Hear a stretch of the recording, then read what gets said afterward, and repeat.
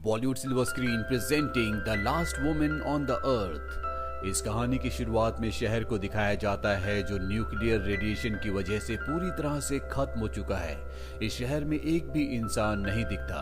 अब कुछ ही लोग बचे हैं जिन्हें सर्वाइवर्स कहा जाता है, जो अपनी जान बचाने के लिए खाना इकट्ठा करते हैं और किसी तरह से अपने आप को रेडिएशन से बचाते हैं। यहीं हम एक लड़की को दिखाया जाता है जिसने अपनी पूरी बॉडी को कवर किया होता है। इस लड़की का नाम ऐना है। ये अपनी फूड सप्लाई लेने के बाद यहाँ से एक दूसरी जगह जाती है जो कि एक बहुत ही खूबसूरत वैली होती है। दरअसल ये ऐसी जगह है जहाँ पर रेडिएशन नहीं है, इसीलिए वो अपने प्रोटेक्टिव हेलमेट को और सूट को उतार देती है। दरअसल ये वैली उसकी फैमिली वैली है और यहाँ पर वातावरण ऐसा है जहाँ पर बिना हेलमेट के रहा जा सकता है। लेकिन घर जाने के बाद वो सबसे पहले अपनी बॉडी को अच्छे से वॉश करती है ताकि उसकी बॉडी में कहीं भी रेडिएशन ना हो। अगले दिन वो अपने डॉग के साथ उस ट्रैप को देखने जाती है जो उसने किसी जानवर को फंसाने के लिए लगाया होता है, लेकिन उसके फंदे में कोई भी जानवर नहीं होता। तभी ऐना के डॉग को कोई आवाज सुनाई देती है जिसे सुनने के बाद वो एक तरफ भागना शुरू कर देता है। ऐना भी उसके पीछे जाती है और वो देखती है कि वहां पर एक गाड़ी है। उस गाड़ी के पास एक आदमी होता है जिसने सूट पहना होता है और वो अपने यंत्रों से यहाँ का वातावरण चेक कर रहा होता है और अगले पल वो अपने सूट को निकाल देता है क्योंकि यहाँ पर रेडिएशन नहीं होता। ये जानकर वो बहुत खुश होता है और इसके बाद वो एक झरने के नीचे नहाने चला जाता है। ऐना भी वहां पर आ जाती है और उसे कहती है कि तुम यहाँ से बाहर निकल जाओ। ऐना के पास गन होती है, इसीलिए वो आदमी जिसका नाम जॉन है वो डर जाता है और वो अपनी पिस्टल निकाल लेता है। ऐना उसे कहती है कि जिस पानी में तुम नहा रहे हो ये शहर से आ रहा है और ये भी रेडियो एक्टिव है, यानी कि इसमें भी रेडिएशन है। जॉन जल्दी से बाहर निकल जाता है और अपनी गाड़ी की तरफ भागता है जहां पर उसके पास दवा है, लेकिन वो इतना घबरा गया होता है कि वो अपने आप को इंजेक्शन लगा ही नहीं पा रहा होता। इसीलिए ऐना उसकी मदद करती है और उसे इंजेक्शन लगाती है। इसके बाद वो उसे अपने घर ले जाती है जहां पर वो उसकी बॉडी को वॉश करती है ताकि अगर उसकी बॉडी में कोई भी रेडिएशन हो तो वो पूरी तरह से निकल जाए। लेकिन अब उसकी तबीयत बहुत ज्यादा खराब हो चुकी है, उसकी बॉडी में रेडिएशन फैलना शुरू हो गया होता है। ऐना उसकी बहुत देखभाल करती है, उसके लिए प्रेयर भी करती है और धीरे धीरे जॉन पूरी तरह से ठीक हो जाता है। एक दिन ऐना उसे अपनी फैमिली फोटो एल्बम दिखाती और बताती है कि उसके पिता भी रेडिएशन की वजह से मारे गए और उसका जो भाई था एक दिन वो सामान लेने के लिए शहर गया था। इसके बाद वो कभी लौट कर नहीं आया। मुझे नहीं पता कि वो जिंदा है भी या नहीं। सुनकर जॉन को भी ऐना के लिए बहुत बुरा लगता है। साथ ही जॉन ने भी अपने लोगों को खोया है। अब अगले दिन ऐना जब खेती कर रही होती है तभी जॉन उसके पास आता है और उसे कहता है कि तुम्हारे पास ट्रैक्टर है, तुम उसका इस्तेमाल भी कर सकती हो। ऐना बताती है कि उसमें फ्यूल नहीं है। जॉन कहता है कि पास ही में एक गैस स्टेशन है, तुम्हें वहां से फ्यूल ले आना चाहिए। ऐना कहती है कि वहां पर कोई भी ऐसा इंसान नहीं है जो मुझे फ्यूल दे। जॉन कहता है तो तुम खुद ही जाकर ले लो।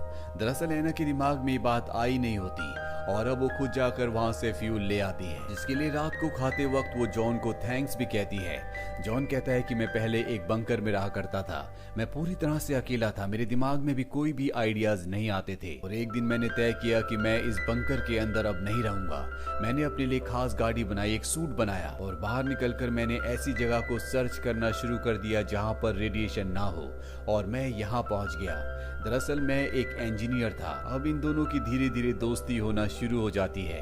ऐना का जनरेटर भी यहाँ पर खराब हो गया होता है और क्योंकि जॉन एक इंजीनियर था इसीलिए वो जनरेटर को ठीक करने की कोशिश करता है, लेकिन वो उसे ठीक नहीं कर पाता। इसके बाद ये दोनों के दोनों वाटरफॉल की तरफ जाते हैं जहाँ पर जॉन बताता है कि हमें एक बहुत बड़ा व्हील बनाना पड़ेगा, इसके लिए हमें लकड़ी की जरूरत होगी और जब उस व्हील को हम इस वाटरफॉल के नीचे रखेंगे तो घूमेगा जिससे इलेक्ट्रिसिटी पैदा हो जाएगी। ऐना को जॉन का आइडिया बहुत अच्छा लगता है, लेकिन अब इन्हें व्हील बनाने के लिए बहुत ज्यादा लकड़ियों की जरूरत है। यहाँ पर एक चर्च भी होता है जो पूरी तरह से लकड़ी का बना होता है। जॉन कहता है कि इसे तोड़कर हमें पर्याप्त लकड़ियां मिल जाएगी, लेकिन ऐना साफ साफ मना कर देती है क्योंकि उसके पिता इसी चर्च में प्रीचर थे, साथ ही उसका क्रिश्चियनिटी में बहुत ज्यादा फेथ होता है। ऐना जब पूरी तरह से अकेली थी तो ये चर्च ही उसका सहारा था। जॉन उसे समझाने की कोशिश करता है लेकिन ऐना नहीं मानती, इसीलिए जॉन लकड़ी के व्हील बनाने वाले आइडिया को पूरी तरह से ड्रॉप कर देता है। वो कहता है कि ठीक है, मैं उसी जनरेटर को ठीक करने की कोशिश करूंगा। अब जॉन एक सुपरमार्केट जाता है जहां पर उसे शराब की कुछ बॉटल्स मिलती हैं। और रात को एना और जॉन जब दोनों शराब पीते हैं तो एना बहुत ज़्यादा ड्रंक हो जाती है और नशे में वो जॉन से कहती है कि मैं तुमसे शादी करना चाहती हूँ। जॉन कहता है कि ये वक्त शादी का नहीं है, हमारे पास बहुत सारे काम है, बहुत सारी जिम्मेदारियां हैं, हमें पहले उन सब को पूरा करना होगा। अगर हम एक दूसरे के करीब आ गए तो हम पूरी तरह से बदल जाएंगे और अपने काम को, अपने सर्वाइवल को पूरा नहीं कर पाएंगे। एना भी उसकी बात मान जाती है। अगले दिन एना के डॉग को दिखाया जाता है जो एक तरफ भागना शुरू कर देता है। एना भी उसके पीछे जाती है और वो देखती है कि उसका डॉग एक आदमी के पास रुक गया। इस आदमी का नाम कैलिब होता है। वो एना से कहता है कि मुझे पीने के लिए पानी चाहिए, इसीलिए एना कैलिब को अपने घर ले आती है। जॉन जब उसे देखता है तो उस पर गन तान देता है। एना कहती है कि ये हमसे कुछ नहीं चाहता, इसे सिर्फ पीने के लिए पानी चाहिए। इसके बाद ये कैलिब को पीने के लिए पानी देते हैं। कैलिब ने बताता है कि मैं अपने कुछ साथियों के साथ पास ही की एक गुफा में छुपा हुआ था, लेकिन रेडिएशन वहां पर भी फैल गया जिस वजह से मेरे सभी साथी मारे गए। मैं अपनी जान बचाकर यहाँ पर भाग आया। क्या मैं कुछ दिनों के लिए यहाँ पर रह सकता हूँ? जॉन कहता है कि तुम रह तो सकते हो लेकिन तुम्हें घर के बाहर रहना होगा। लेकिन एना के कहने पर उसे घर के अंदर रहने की इजाजत मिल जाती है। और जब ये सब के सब खाना खा रहे होते हैं तभी वो जॉन से पूछता है कि तुम यहाँ पर कैसे आए। जॉन बताता है कि मैं ऐसी जगह की तलाश करने की कोशिश कर रहा था जहाँ पर रेडिएशन ना हो। तभी मैंने देखा कि एक लड़का मेरा खाना चुराने की कोशिश कर रहा है। जब मैं उसके पास गया तो मैंने देखा कि उसकी हालत बहुत ज्यादा खराब है, जिसके बाद मैं उसे वहीं छोड़कर इस जगह पर आ गया। एना केबिल को उसका कमरा दिखाती है जो देखकर जॉन को बिल्कुल भी अच्छा नहीं लगता। जॉन उससे कहता है कि तुम्हें उसके साथ इतना क्लोज होने की जरूरत नहीं है, तुम्हें नहीं पता कि वो कौन है और किस मकसद से यहाँ पर आया है। एना कहती है कि तुम मुझ पर शक कर रहे हो, ना ही तुमने कभी मुझे उस लड़के के बारे में बताया जो तुम्हें यहाँ आने से पहले मिला था, जो रेडिएशन से इफेक्टेड था। जॉन कहता है कि तुम सच नहीं सुन पाती। एना कहती है कि रेडिएशन में मेरे पिता इस दुनिया से चले गए, मेरा भाई भी खो गया, मैंने बहुत कुछ सहा है, इसीलिए मेरे अंदर बहुत ज्यादा शक्ति आ चुकी है, मैं किसी भी चीज का सामना कर सकती हूँ। जॉन उसे बताता है कि जो लड़का मुझे मिला था, जिसने मेरा खाना चुराने की कोशिश की थी, वो बहुत ज्यादा बीमार था। वो मुझसे भीख मांग रहा था कि तुम मुझे मार दो, इसीलिए मुझे उसे शूट करके मारना पड़ा। और वो और कोई नहीं बल्कि तुम्हारा भाई था जिसकी फोटो तुमने मुझे दिखाई थी। ये सुनकर एना को बहुत दुख होता है। जॉन उससे माफी मांगता है। एना भी सिचुएशन को समझकर उसे माफ कर देती है। अगले दिन जॉन और कैलिब शिकार करने जाते हैं जहां पर वो ऑर्चिड को मारकर लेकर आते हैं। रात को जब ये डिनर कर रहे होते हैं तो जॉन कहता है कि हमें व्हील बनाना चाहिए ताकि यहाँ पर इलेक्ट्रिसिटी दोबारा आ सके। एना कहती है तुम्हें जो करना है तुम कर सकते हो, लेकिन कैलिब इस फेवर में नहीं होता कि चर्च को तोड़ा जाए। वो कहता है कि हमारे पास प्रार्थना करने की सिर्फ एक ही जगह है, हमें लकड़ियां इकट्ठा करने के लिए कोई दूसरा रास्ता निकालना चाहिए। लेकिन इनके पास कोई भी दूसरा रास्ता नहीं होता, इसीलिए अगले दिन ये चर्च को तोड़ना शुरू कर देते हैं। यहाँ पर एना और कैलिब की केमिस्ट्री एक दूसरे के साथ बहुत अच्छी होती है। ये दोनों एक दूसरे की कंपनी को बहुत एंजॉय करते हैं। और जब जॉन ये देखता है तो उसके दिल में जेलसी पैदा होना शुरू हो जाती है। कैलिब और एना को एक साथ देखकर वो बिल्कुल भी खुश नहीं होता। रात को जब एना जॉन के पास आती है तो उससे कहता है कि तुम चाहे जिस मर्जी के साथ रह सकती हो, ये तुम्हारी जिंदगी है। ये सुनकर उसे बिल्कुल अच्छा नहीं लगता। वो उसे कहती कि तुम मुझ पर शक कर रहे हो, मेरे और कैलिब के बीच में कुछ भी नहीं है। अगले दिन दिखाया जाता है कि बहुत मेहनत करने के बाद ये आधे व्हील को बना लेते हैं। ये सब के सब बहुत खुश होते हैं, इसीलिए रात को ये वाइन पीते हैं, जिसके बाद एंजॉय करने के लिए लेक पर जाते हैं। लेक के अंदर जाने के बाद ये गेम खेलते हैं। जॉन एक बोतल को पानी के अंदर फेंक देता और कहता है कि जो इसे ढूंढ कर लाएगा वो इस गेम को जीत जाएगा। सबसे पहले जॉन जाता है लेकिन उसे बोतल नहीं मिलती। इसके बाद एना जाती है, वो बताती है कि मुझे बोतल मिली थी लेकिन वो मेरे हाथ से छूट गई। कैलिब उसकी बात पर विश्वास नहीं करता। वो कहता है कि मैं तुम्हारे साथ जाऊंगा और ये दोनों की दोनों तालाब के अंदर डुबकी लगाते हैं।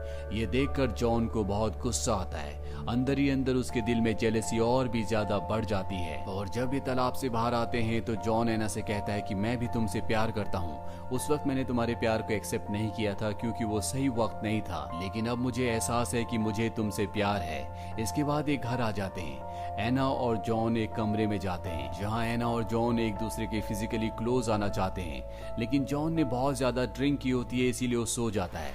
एना उसे उठाने की कोशिश करती है लेकिन उसकी आंख नहीं खुलती, जिसके बाद एना कैलिब के कमरे में जाते हैं। वैसे भी इन दोनों की केमिस्ट्री बहुत अच्छी होती है और आज की रात को ये दोनों फिजिकली एक दूसरे के बहुत ज्यादा क्लोज हो जाते हैं। अगली सुबह एना जब ब्रेकफास्ट के लिए बैठी होती है तो वहां पर कैलिब आता है और जिस तरह से वो एना को टच कर रहा होता है, जॉन को देखकर शक हो जाता है कि इन दोनों के बीच में कुछ ना कुछ गड़बड़ है। कुछ ना कुछ तो ऐसा हुआ है जिस वजह से इन दोनों के जेस्चर्स बदल चुके हैं। लेकिन फिलहाल वो इन दोनों को कुछ भी नहीं बोलता और अब ये व्हील को बनाने के फाइनल काम को लगभग पूरा कर चुके हैं। और जब ये दोनों वापस आ रहे होते हैं तो जॉन कैलिब से कहता है कि तुम्हारा यहाँ आने के लिए शुक्रिया। तुम्हारे आने के बाद मेरे और एना के बीच में सारी दूरियां खत्म हो चुकी हैं। लेकिन कैलिब समझ जाता है कि वो झूठ कह रहा है। वो जॉन से कहता है कि तुम्हें झूठ बोलना नहीं आता। तुम तो ये चाहते थे कि मैं कभी यहाँ पर आता ही नहीं, लेकिन अब मैं यहाँ पर आ चुका हूँ। जॉन उसकी बात का कोई जवाब नहीं देता और उस जगह से चला जाता है। अब इनका व्हील पूरी तरह से तैयार हो चुका है और ये व्हील को झरने के नीचे लगा देते हैं। लेकिन अभी भी इन्हें व्हील की सेटिंग करनी होती है, इसीलिए कैलिब नीचे जाता है। लेकिन झरने में रेडिएशन है, इसीलिए उसे सूट पहनकर जाना पड़ता है जो कि बहुत हैवी होता है। और जब वो काम पूरा करके रस्सी के सहारे ऊपर आ रहा होता है, तभी स्लिपरी जगह होने की वजह से उसका पैर स्लिप हो जाता है। लेकिन जॉन रस्सी पकड़ लेता है, वो उसे ऊपर की तरफ खींचना शुरू कर देता है। लेकिन एक बार फिर से उसका पैर स्लिप होता है और इसके बाद वो जॉन की आंखों में देखता है। ये दोनों एक दूसरे को देख रहे होते हैं और यहाँ पर कैलिब को उसकी आंखों में नफरत और बदला दिखता है। जिसके बाद हमें दिखाया जाता है कि जॉन घर वापस आ गया, जहाँ पर एना उससे माफी मांगती है। वो कहती है कि रात को बहुत ज्यादा ड्रंक थी, इसीलिए उससे गलती हो गई, लेकिन वो कैलिब से प्यार नहीं करती। जॉन कहता है कि कोई बात नहीं, वैसे भी कैलिब मेरा सूट लेकर यहाँ से निकल गया है क्योंकि वो दूसरे सर्वाइवर्स को ढूंढना चाहता है। लेकिन एना को उस पर शक होता है। वो कैलिब को देखने के लिए बाहर की तरफ भागती है, लेकिन कैलिब दूर दूर तक उसे कहीं भी नहीं दिखता और उसे शक हो जाता है कि हो ना हो जॉन ने उसे मार दिया है। इसी तरह से कुछ और दिन बीत जाते हैं और अब जो व्हील इन्होंने झरने के नीचे बनाया था उसकी वजह से इलेक्ट्रिसिटी भी इनके घर पर आ जाती है। लेकिन एना का दिल पूरी तरह से बदल चुका होता है। जब वो बार में जाती है तो देखती है कि चर्च का पियानो वहाँ पर होता है जो जॉन लेकर आया होता है। एना पियानो को बजाना शुरू कर देती है, जॉन भी वहाँ पर आ जाता है। एना जो धुन उसमें बजा रही होती है वो बहुत ही उदास होती है और तभी वो जॉन को देखती है और उसकी आंखों से साफ साफ पता चलता है कि उसे पूरी सच्चाई का पता चल चुका है। जॉन के दिल में जो उसके लिए प्यार था वो पूरी तरह से खत्म हो चुका है। जॉन वहीं बेंच पर बैठ जाता है। जॉन को समझ में आ चुका है कि वो जीत कर भी हार गया। हालांकि उसने अपने और एना के बीच से कैलिब को हमेशा के लिए हटा दिया, लेकिन इस जीत के साथ भी उसकी हार हुई, क्योंकि प्यार हमेशा उन्हीं लोगों को मिलता है जो दिल से अच्छे होते हैं, क्योंकि दिल से ही प्यार किया जाता है। और जॉन जिसका दिल अच्छा नहीं था वो उस लड़की को हार गया जो उससे प्यार किया करती थी। इसी के साथ ये कहानी यहीं पर खत्म हो जाती है। ये फिल्म ईयर 2015 में रिलीज हुई थी। IMDb पर इसकी रेटिंग है 6। उम्मीद करते हैं कि ये कहानी आपको